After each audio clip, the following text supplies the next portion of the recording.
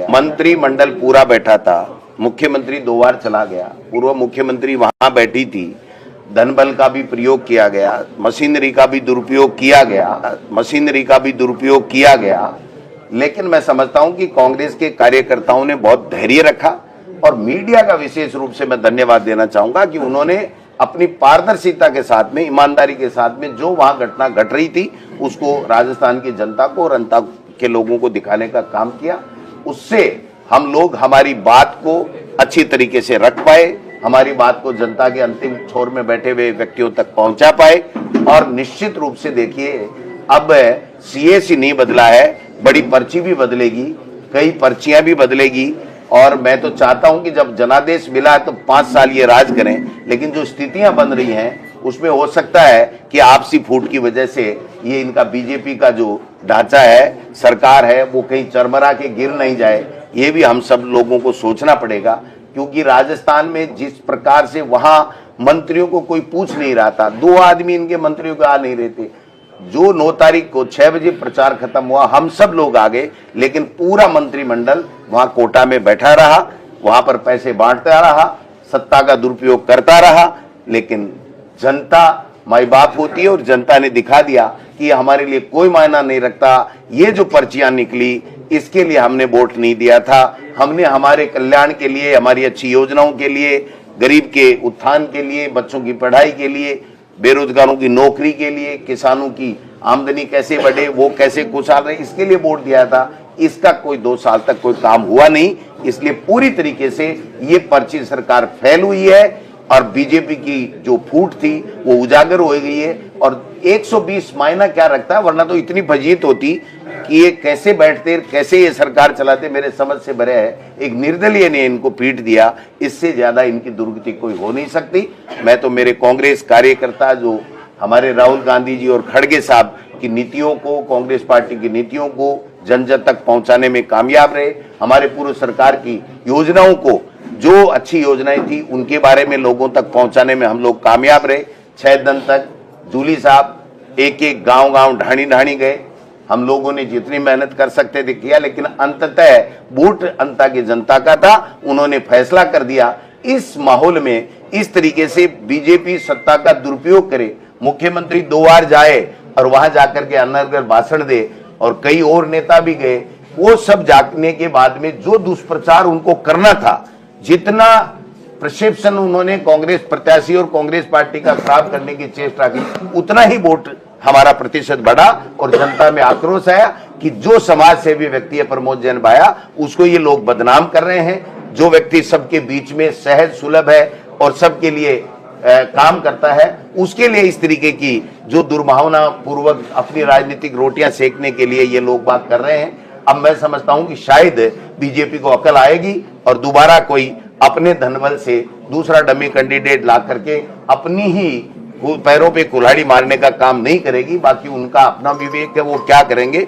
लेकिन राजस्थान की अंता की जनता ने ये साबित कर दिया कि हमें काम चाहिए, हमें विकास चाहिए, हमें लोगों का कल्याण चाहिए, हमें शांति चाहिए, हमें यहाँ पर गुंडागर्दी, बदमाशी ये नहीं चाहिए। ये अंता की जनता ने इस उपचुनाव में साबित कर दिया कि निश्चित रूप से वोट चोरी का जो मुद्दा है, और हमारे कार्यकर्ता इस पे सजग हो गए और एक वोट को उन्होंने जाकर के टच किया और इनको फर्जी वोट, इन्होंने सत्ता का दुरुपयोग किया, उसका भी डट के मुकाबला किया। वरना हमारी जीत जाती 25,000 के लगभग, अगर ये पैसे नहीं बांटते और ये सत्ता का दुरुपयोग नहीं करते। मंत्रिमंडल पूरा पड़ा रहा, लेकिन मुझे तो आश्चर्य हो रहा है उन मंत्रियों ने भाषण क्या दिया होगा, जनता को क्या कहा होगा कि हमने 2 साल क्या किया। मुख्यमंत्री ऊपर रैली के अंदर, रोड शो के अंदर नोट कर रहे हैं क्या क्या काम कराने हैं। तो भाई 2 साल तक क्या आप भजन ही गाते रहे, आपने काम नहीं किया। मुख्यमंत्री वसुंधरा जी उनको तब नोट करा रही है जब वो ये दिखा रही थी कि मुख्यमंत्री जी आपने कुछ नहीं किया, ये जनता की समस्याएं थी जो आपने की नहीं है।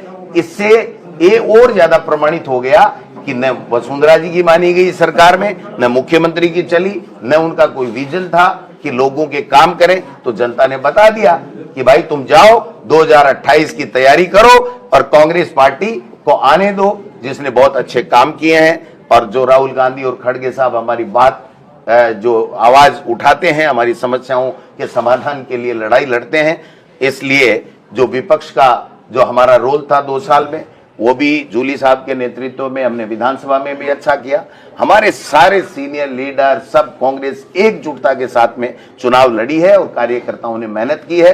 प्रमोद जैन भाई की अच्छी छवि थी और सरकार पूरी तरीके से 100% फेल हो गई है पर्ची सरकार, इसलिए ये परिणाम जो आया। आपको फायदा हुआ है, नुकसान हुआ? क्या वो अपना चुनाव लड़ रहा था, हमारे फायदे के लिए थोड़ी लड़ रहा था। वो तो 120 वोट अगर और कम हो जाते हैं तो बीजेपी की तो इतनी दुर्गति होती कि वो मुंह दिखाने लायक नहीं रहते। गोविंद जी, जिस तरह के साथ में हनुमान बेनीवाल और राजेंद्र गुड्डा और आम आदमी पार्टी, वो तो सब जगह ही जाते हैं, जाएंगे, उनका भी अधिकार है जाने का, भाषण देने का, लेकिन जनता किसको स्वीकार कर रही है? जनता अनर्गल बयानबाजी को नहीं स्वीकार करती। जनता चाहती है हमारे लिए आप क्या विजन लेकर के आए और 2 साल आपने क्या किया, वो चीजें सरकार से पूछ रहे थे, वो सरकार बताने में फैल रही। साहब मौर्य बोला है कांग्रेस की जीत है, लेकिन हार आप किसको मानते हैं, वसुंधरा राजे की या मुख्यमंत्री? इस पर्ची सरकार की फेलियर, उसकी गलत नीतियां, जन विरोधी नीतियां, हमारी अच्छी नीतियों को उन्होंने खत्म किया या कमजोर किया। तो जनता में आक्रोश था कि ये 5 साल तक जो अच्छे योजनाएं लेकर के कांग्रेस की सरकार लेकर के आई थी, इन्होंने 2 साल में कुछ भी नहीं किया। झूठे भाषण दिए, झूठे आश्वासन दिए, आपस में लड़ते रहे। मैं मुख्यमंत्री बनूं, आज हटूं, कल हटूं, तीसरे चौथे दिन तो हेलीकॉप्टर लेकर के और मुख्यमंत्री दिल्ली चले जाते हैं, तो काम कब करेंगे? तो ये सारी और जो बोला जाता है उस मोड़ को बीच में लाया जाता है, उसके लिए काम होता है। कोई बात। गोविंद जी, जिस तरह से बीजेपी ने आरोप लगाए थे प्रमोद जैन भैया पे कि भाटा खा गया, ये खा गया, तो क्या बहुत बड़ा तमाचा? 100% तमाचा नहीं, डबल तमाचा। एक थप्पड़ से दोनों गाल लाल कर दिए इनके।